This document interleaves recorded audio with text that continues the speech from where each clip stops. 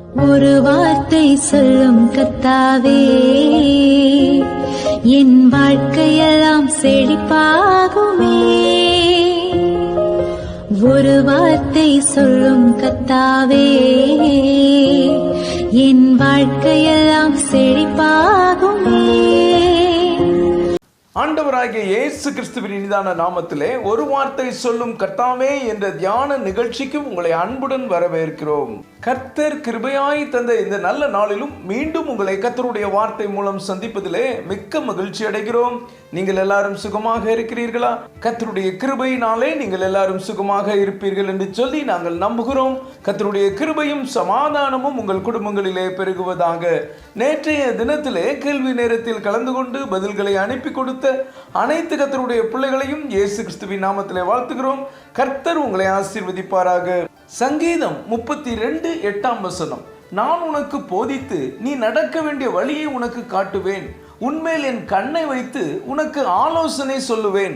கிறிஸ்துவுக்குள் மிகவும் அன்பான தேவனுடைய பிள்ளைகளே, கர்த்தர் இந்த நாளிலும் உங்களை பார்த்து என் அன்பு மகனே, என் அன்பு மகளே, உன்மேல் என் கண்ணை வைத்து உனக்கு ஆலோசனை சொல்லுவேன் என்று சொல்லுகிறார். எவ்வளவு அருமையான வார்த்தை பாருங்கள். இந்த தலைமுறையினருக்கு ஆலோசனை சொல்வது பிடிக்காது. இங்கே யாரும் யாருடைய ஆலோசனையை கேட்க தயாராக இல்லை. வேதத்திலே நாம் வாசிக்கிறோம், ஆலோசனை இல்லாத இடத்தில் ஜனங்கள் விழுந்து போவார்கள். அநேகம் ஆலோசனைக்காரர் இருந்தால் சுகம் உண்டாகும் என்று. இன்றைக்கு அநேக குடும்பங்கள் சரியான வழிநடத்துதல் இல்லாமல் யார் பேச்சையும் யாரும் கேட்காததால் துன்பங்களையும் வேதனைகளையும் அனுபவித்துக் கொண்டிருக்கிறார்கள். கர்த்தர் இந்த நாளிலும் நான் உங்களுக்கு ஆலோசனை சொல்லுவேன் என்று சொல்லுகிறார். கர்த்தருடைய ஆலோசனையை கேட்க நீங்கள் தயாராக இருக்கிறீர்களா? சங்கீதம் 16:7 தாவீது ராஜா, எனக்கு ஆலோசனை தந்த கர்த்தரை துதிப்பேன், ராக்காலங்களிலும் என் உள்ளிந்திரியங்கள் என்னை உணர்த்தும் என்று சொல்லுகிறார். எனக்கு அன்பான தேவனுடைய பிள்ளைகளே, துன்மார்க்கருடைய ஆலோசனையில் நடவாதீர்கள் என்று சொன்ன தாவீது ராஜா கர்த்தருடைய ஆலோசனைப்படி நடந்து கர்த்தரால் ஆசீர்வதிக்கப்படுகிறார். கர்த்தர் எனக்கு ஆலோசனை தந்தார் என்று சொல்லி எவ்வளவாய் கர்த்தரை அவர் துதிக்கிறார் பாருங்கள். அன்றைக்கு தாவீதுக்கு ஆலோசனை தந்த அதே தேவன் இன்றைக்கு உங்களுக்கு ஆலோசனை தர ஆவல் உள்ளவராய் இருக்கிறார். அவருடைய நாமம் ஆலோசனை கர்த்தா. அப்புறம் ஏன் நீங்கள் கலங்குகிறீர்கள்? அவரிடம் கேளுங்கள், அவர் உங்களை வழிநடத்துவார். 2 ராஜாக்கள் 3:17 நாம் வாசிப்போம். நீங்கள் காற்றையும் காண மாட்டீர்கள், மழையையும் காண மாட்டீர்கள், ஆனாலும் நீங்களும் உங்கள் ஆடு மாடுகளும் உங்கள் மிருக ஜீவன்களும் குடிக்கும்படிக்கு இந்த பள்ளத்தாக்கு தண்ணீரால் நிரப்பப்படும் என்று கர்த்தர் சொல்லுகிறார். இங்கே மோவாபிய ராஜாவுக்கு எதிராக இஸ்ரவேலின் ராஜா, யூதாவின் ராஜா, ஏதோமின் ராஜா 3 பேரும் சேர்ந்து கொண்டு யுத்தம் பண்ண போகிறார்கள். அவர்களோடு அவர்கள் இராணுவமும் மிருக ஜீவன்களும் போகின்றனர். அவர்கள் 7 நாள் சுற்றி திரிந்த பின்பு அவர்களுக்கு குடிக்க தண்ணீர் இல்லை.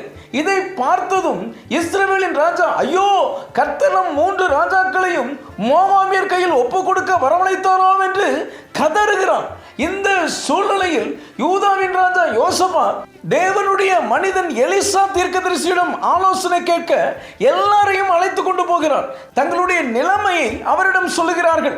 அப்பொழுது எலிசா தீர்க்கதரிசி, இந்த பள்ளத்தாக்கு எங்கும் வாய்க்கால்களை வெட்டுங்கள், நீங்கள் காற்றையும் காண மாட்டீர்கள், மழையையும் காண மாட்டீர்கள், ஆனாலும் நீங்கள் தண்ணீர் குடிக்கும்படிக்கு இந்த பள்ளத்தாக்கு தண்ணீரால் நிரப்பப்படும் என்று கர்த்தருடைய வார்த்தையை சொல்லுகிறார்.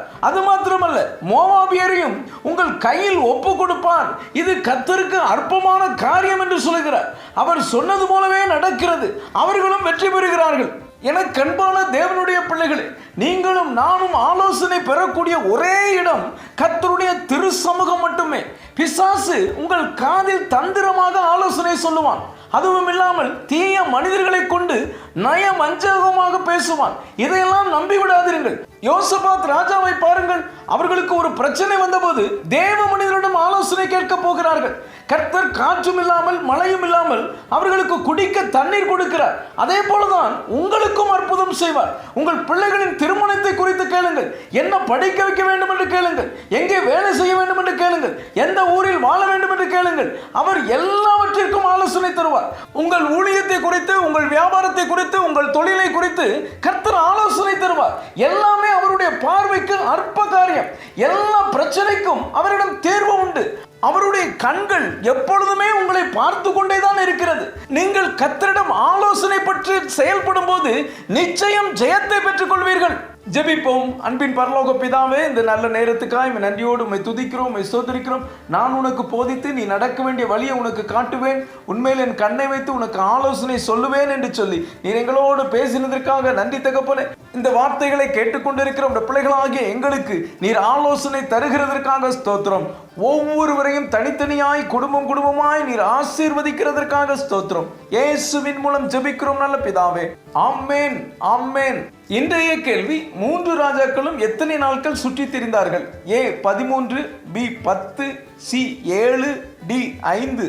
இந்த கர்த்தருடைய வார்த்தை உங்களுக்கு ஆசீர்வாதமாக இருந்திருக்குமேயானால் தயவு செய்து லைக் பண்ணுங்கள். உங்களுடைய நண்பர்களுக்கும் உறவினர்களுக்கும் வாட்ஸ்அப்பில் இருக்கிற அனைத்து குழுக்களுக்கும் அனுப்பி கொடுங்கள். தொடர்ந்து நம்முடைய RCM மிஷனரிமார்களுக்காக ஜெபித்துக் கொள்ளுங்கள். கர்த்தர் உங்களையும் உங்கள் குடும்பத்தின் பிள்ளைகளையும் ஆசீர்வதிப்பாராக.